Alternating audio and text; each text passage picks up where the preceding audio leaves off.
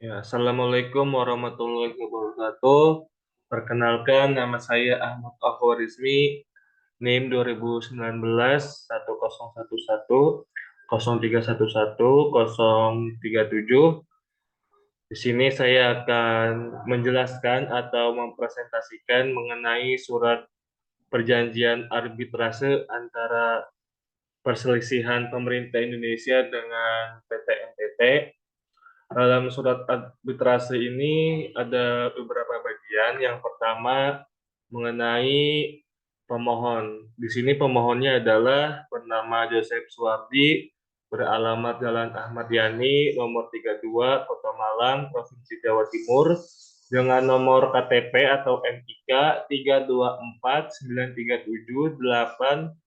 3249378000271. Di sini beliau sebagai pemohon. Dan selanjutnya yang kedua ada yang bernama atas nama PT NTT, yaitu PT Newmont Nusa Tenggara, beralamat Jalan Suproto nomor 41 Sumbawa Barat, Provinsi Nusa Tenggara Barat. Selanjutnya disebut sebagai termohon. Dalam hal ini diwakili oleh Saudara Stephen Sekrebel. Beliau ini bertindak sebagai penerima kuasa yang mewakili direksi PT NTT Newmont Nusa Tenggara selaku pemberi kuasa berdasarkan surat kuasa khusus tertanggal 24 September 2022 dari dan oleh karenanya sah bertindak untuk dan atas nama PT NTT Newmont Nusa Tenggara. Selanjutnya di sini ada identitas mediatornya, yaitu bernama Ahmad Ahwarizmi SHMH, beralamat Jalan Gatot Subroto nomor 20, Kota Malang, Provinsi Jawa Timur. Terus dengan nomor KTP atau NIK 20213890245922. Selanjutnya beliau ini sebagai mediator. Nah, pemohon dan termohon atau keduanya disebut para pihak menyatakan sepakat secara sukarela dan beritikat baik serta dalam suasana kekeluargaan, berupaya sungguh-sungguh untuk menyelesaikan permasalahan yang terjadi di antara para pihak melalui proses mediasi dengan difasilitasi oleh mediator. Para pihak secara tegas menyatakan diri sebagai pihak atau perwakilan dari pihak yang mewakili kewenangan sepenuhnya untuk bermediasi dan membuat keputusan akhir dalam mencapai kesepakatan penyelesaian permasalahan. Dengan menandatangani perjanjian ini, para pihak serta mediator menyetujui hal-hal sebagai berikut. Yang pertama, bagian bab 1 ini ada penunjukan mediator. Yang pertama, para pihak secara bersama-sama menyetujui Saudara Ahmad Ahwarizmi SHMH untuk bertindak sebagai mediator LAPSPI dalam membantu penyelesaian sengketa. Yang kedua, mediator melaksanakan tugasnya secara profesional, bersikap netral, independen, tidak memihak, dan menjaga integritas serta menjunjung tinggi kode etik. Mediator tidak memberikan saran, solusi, atau pendapat hukum atau jasa konsultasi hukum, serta tidak berkewenangan untuk membuat keputusan. Yang ketiga, mediator berperan memfasilitasi, membantu, dan mendorong para pihak agar yang pertama, dapat berkomunikasi secara berkesinambungan dan bekerja sama untuk mencapai suatu penyelesaian dengan itikat baik. Yang kedua, dapat mengidentifikasi dan menyampaikan permasalahan, kepentingan, dan harapan dari satu pihak kepada pihak lainnya. Selanjutnya, dapat menciptakan, mengembangkan, dan mempertimbangkan berbagai bentuk alternatif penyelesaian. Selanjutnya, yang terakhir, dapat menyelesaikan persengketaan secara sukarela sehingga tercapai kesepakatan yang sukarela pula. Selanjutnya, poin keempat yaitu mediator menegaskan bahwa mediator tidak memiliki benturan kepentingan atau permasalahan serta tidak memiliki hubungan apapun sebelumnya dengan para pihak. Yang terakhir, mediator memberikan kesempatan yang sama kepada para pihak untuk didengar keterangan, pendapat, dan keinginannya.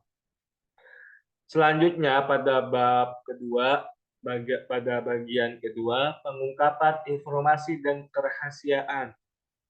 Di antara lain, yaitu yang pertama, para pihak bersedia menyampaikan dan mengungkapkan seluruh informasi penting yang terkait dengan pokok sengketa.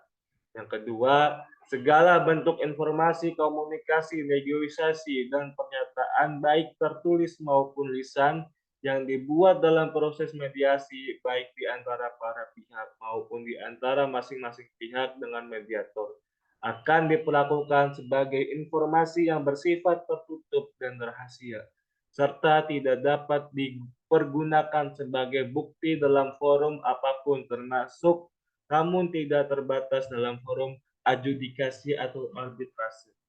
Yang ketiga, para pihak tidak memiliki hak untuk meminta, menyebarkan, dan menggunakan segala bentuk informasi, komunikasi, negosiasi, dan pernyataan tersebut sebagai bukti dalam forum apapun, termasuk namun tidak terbatas dalam forum adjudikasi atau arbitrase. Yang keempat, mediator dapat berkomunikasi dengan masing-masing pihak secara terpisah dengan tetap menjaga kerahasiaan informasi apapun yang diperoleh dari masing-masing pihak, terkecuali ada permintaan tegas dari pihak yang memberikan informasi untuk membukanya atau menyampaikannya pada pihak lainnya.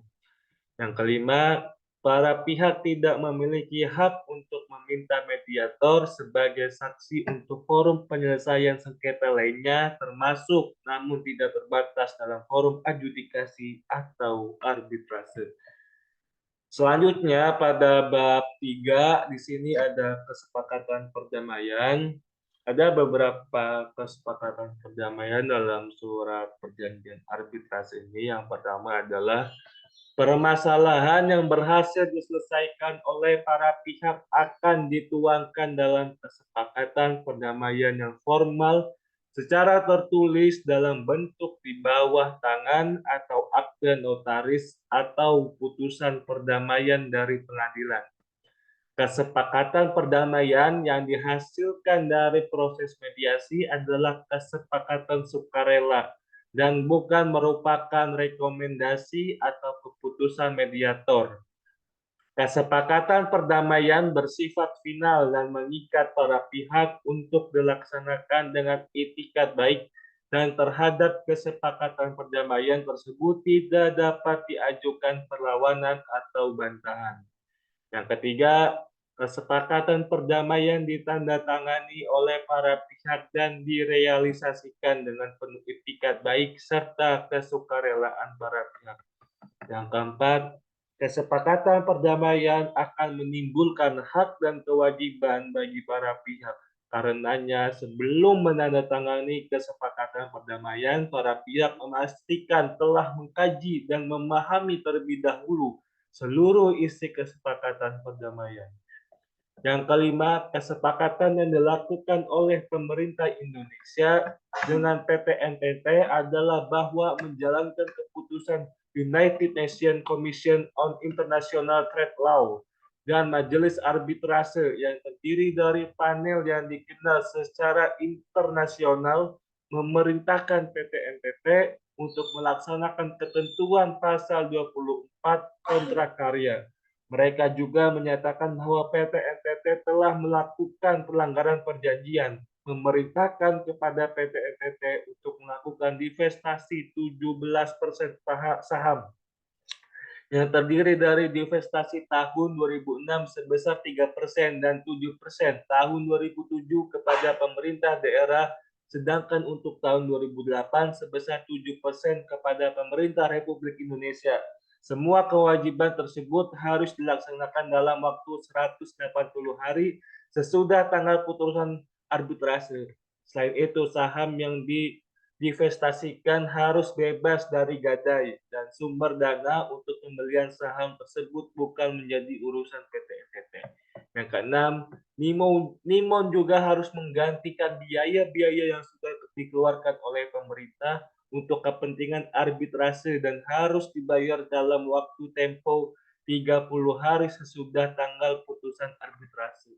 Perusahaan tambang yang berkantor pusat di Denver, Colorado diwajibkan membayar biaya yang telah dikeluarkan pemerintah untuk proses arbitrase sebesar 1,8 juta US dollar.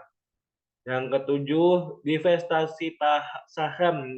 Ada usaha pertambangan asing yang diartikan sebagai sejumlah saham asing yang harus ditawarkan untuk dijual kepada peserta Indonesia dalam pasal 24 KK disepakati bahwa PT NTT berkewajiban mendivestasikan sahamnya pada akhir tahun kelima sekurang-kurangnya 15% pada akhir tahun ke-6, sekurang-kurangnya 23% pada akhir tahun ke-7, sekurang-kurangnya 30% pada akhir tahun ke-8, sekurang-kurangnya 37%.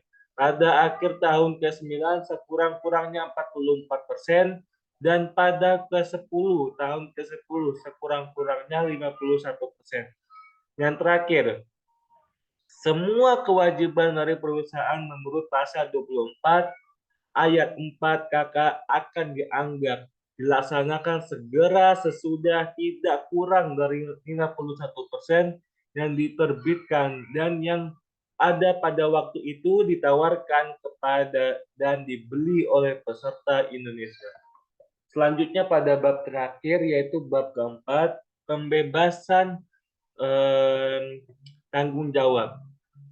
Di antara lain yang pertama, mediator tidak bertanggung jawab kepada pihak manapun untuk setiap tindakan atau kelalaian mediator yang diklaim sebagai kewajiban mediator di bawah perjanjian ini, kecuali terbukti melanggar kode etik mediator LAPSPI. Yang kedua, para pihak bertanggung jawab dan membebaskan mediator atas semua tuntutan atau gugatan ganti rugi pihak manapun yang mungkin timbul dari kesepakatan perdamaian yang dicapai oleh para pihak. Yang ketiga, para pihak dengan alasan apapun dalam waktu kapanpun, baik sebelum, pada saat, atau sesudah mediasi melepaskan hak untuk menuntut, menggugat, atau melibatkan mediator LAPSPI atau pengurus dan staf LAPSPI atau institusi LAPSPI dalam gugatan tuntutan apapun dan dimanapun yang berhubungan dengan permasalahan para pihak. Apabila proses mediasi tidak mencapai kesepakatan, permohonan dapat memilih untuk melanjutkan penyelesaian sengketa melalui proses adjudikasi arbitrase LAPSPI atau berhenti pada proses mediasi. Perjanjian ini dibuat rangkap dua dan bermata cukup pada pihak mendapat masing-masing satu rangkap yang mempunyai kekuatan hukum yang sama untuk keperluan para pihak. Malang 21 Oktober 2022. Di sini ada 3 tanda tangan, yaitu termohon Stefan Swebel ini sebagai penerima kuasanya dan pemohon Joseph Suwardi dan selaku mediator Ahmad Afari. Cukup sekian penjelasan dari saya mengenai tentang isi surat perjanjian arbitrase antara perselisihan pemerintah Indonesia dengan PT NTT. Kurang lebihnya mohon dimaafkan. Sekian dan terima kasih. Assalamualaikum warahmatullahi wabarakatuh.